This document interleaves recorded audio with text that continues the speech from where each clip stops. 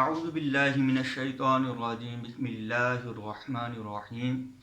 مسجود ملائکہ YouTube channel کے ناظرین، السلام علیکم ورحمۃ اللہ وبرکاتہ۔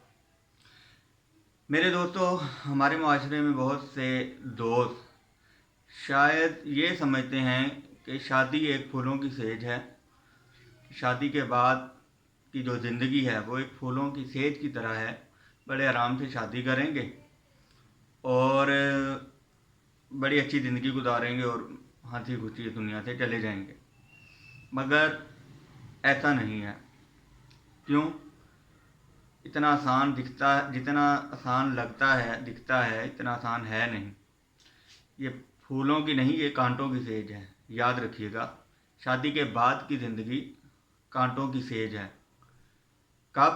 جب آپ شادی سے پہلے کچھ باتیں نہیں سیکھتے، کوئی ٹریننگ نہیں لیتے، کوئی بڑے سے تربیت نہیں لیتے، کسی عالم دین سے کوئی مسائل نہیں پوچھتے اور زندگی گزارنے کا طریقہ نہیں سیکھتے، تو پھر آپ پریشانیوں کا شکار ہو جاتے ہیں، اور وہی زندگی جس کو آپ پھولوں کی سیج سمجھ رہے ہوتے ہیں وہ کانٹوں کی سیج بن جاتی ہے۔ کس طرح؟ وہ اس طرح کہ شادی سے جو پہلی زندگی ہوتی ہے وہ ذمہ داری کے بغیر ہوتی ہے۔ ایک خاص ذمہ داری جو شادی کے بعد آپ پر عائد ہوتی ہے، وہ شادی سے پہلے آپ اس پروسیس سے نہیں گزر رہے ہوتے۔ والدین چلا رہے ہوتے ہیں، اللہ سب کے والدین کو زندگی دیں، یا پھر اتنی ذمہ داریاں نہیں ہوتی انسان پر کہ وہ شادی کے بعد کی زندگی کو مینیج کر سکے پہلے کی نسبت۔ ہوتا یہ ہے کہ ہم بڑی خوشی سے شادی تو کر لیتے ہیں، لیکن جب معاملات سامنے آتے ہیں، وہ چیزیں جو کہ شادی کے بعد سامنے آنا شروع ہوتی ہیں، تو ہمارے لیے پریشانی کا باعث بن جاتی ہیں۔ اب ان میں سے اور بہت سے مسائل ہیں، مگر ایک بات میں آپ کو آج بتانا چاہتا ہوں کہ اگر اس بات پر آپ عمل کریں گے تو امید ہے کہ انشاءاللہ آپ کے بہت سے مسائل جنم لینے سے پہلے ہی ختم ہو جائیں گے۔ اور وہ یہ ہے کہ آپ جب خوشی کا موقع ہوتا ہے، شادی کے بعد جب آپ اپنی بیوی کے پاس جائیں تو آپس میں کچھ ایسی چیزیں طے کر لینی چاہیے، پہلے دن ہی طے کر لینی چاہیے، تاکہ بعد میں مسائل پیدا نہ ہوں۔ ان میں سے جس بات کا میں ذکر کرنا چاہ رہا ہوں وہ یہ ہے کہ میاں بیوی میں آپس میں بہت پیار ہوتا ہے۔ میاں بیوی میں بہت پیار ہوتا ہے۔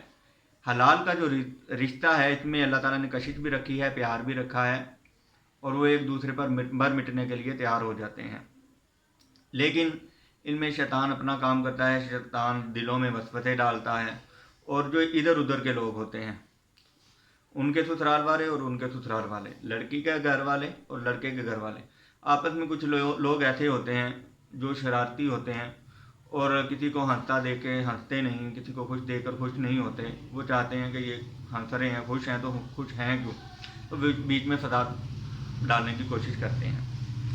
اب ان کو مینیج کیسے کرنا ہے؟ ادھر لڑکے کے گھر والوں میں سے، اس کے رشتہ داروں میں سے کسی نے کوئی بات کہی لڑکی کے بارے میں، اور لڑکی خاوند سے منہ بنا کے بیٹھ جاتی ہے، خاوند کے ساتھ ناراض ہو کے میکے چلی جاتی ہے، یا پھر لڑکی کے گھر والوں کی طرف سے کوئی ایسے رشتہ داروں کی طرف سے کوئی ایسی بات کہہ دیتا ہے جو شوہر کو ناگوار گزرتی ہے، تو وہ لڑکی سے ناراض ہو کے بیٹھ جاتا ہے۔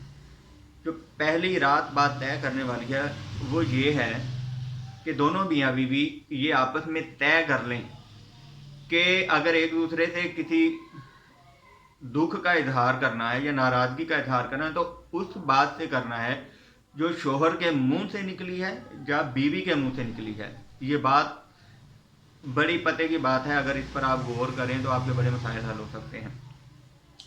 کہ اگر ایک دوسرے سے کسی معاملے پر ری ایکشن دینا ہے تو وہ اس بات پر دے، خامد اس بات پر دے جو بیوی کے منہ سے نکلی ہے، اور بیوی اس بات پر ری ایکشن دینے کی حقدار ہے جو خامد کے منہ سے نکلی ہے۔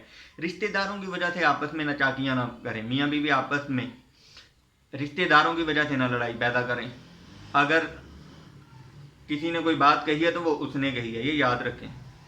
میاں بیوی کے راستے میں پھر پریشانیاں آتی ہیں، اور وہ دونوں ایک دوسرے دور ہوتے جاتے ہیں. کہاں وہ پہلی شروع کے دن ہوتے ہیں جس میں وہ ایک دوسرے پر مر مٹنے کا جذبہ رکھتے ہیں اور آپس میں وعدے کرتے ہیں, اور کہاں کہ وہ بیوی جو ہے ایک ایک مہینہ اپنے والدین کے پاس گئی ہوئی ہے اور شوہر کو فکر ہی کوئی نہیں. وجہ کیا ہوتی ہے کہ رشتہ داروں کی وجہ سے کوئی بات ہوئی تو وہ شوہر بیوی سے ناراض, یا پھر بیوی شوہر کے کسی رشتہ دار کی کسی بات پر ناراض ہوئی اور اس نے اپنے والدین کو بلایا اور وہ چلی گئی, یا شوہر چھوڑایا یا پھر اس کے والدین اسے لے گئے. تو خدارا اس چیز سے بچیں, یہ بات پہلے دن طے کریں کہ رشتہ داروں کی وجہ سے ہم میاں بیوی آپس میں کوئی ناچاکی نہیں کریں گے, کوئی دل میں بات نہیں رکھیں گے, اور اگر ایسی کوئی بات ہوتی ہے پہلے تو اس کی تصدیق کرنی چاہیے اور پھر بڑے ہی پیار محبت سے رہنا چاہیے اور بڑے ہی اچھے جذبات کے ساتھ معاملے کو حل کرنے کی کوشش کرنی چاہیے. اور وہ لوگ جو شادی شدہ ہیں, پہلے سے جو شادی شدہ ہیں ان کے لیے بھی جو مسئلے مسائل پیدا ہوتے ہیں تو خدارا وہ بھی ایک دوسرے کے ساتھ وعدہ کریں اور پھر اس پر عمل کریں. جو شادی شدہ جوڑے ہیں وہ ایک دوسرے کے ساتھ وعدہ کریں کہ ہم کسی تیسرے بندے کی وجہ سے نہیں لڑیں گے, تیسرے بندے کی وجہ سے نہیں لڑیں گے, چاہے وہ تیسرا بندہ لڑکی کے گھر والوں کی طرف سے ہو یا لڑکی کے رشتہ داروں کی طرف سے ہو یا لڑکے کے رشتہ داروں کی طرف سے ہو یا لڑکے کے گھر والوں کی طرف سے ہو. تو خدارا اپنے گھروں کو بچائیں. شیطان کا کام ہے لڑائیاں ڈالنا. طلاق کی ریشو بڑھتی جا رہی ہے ہمارے ملک میں, بڑھتی جا رہی ہے طلاق کی ریشو.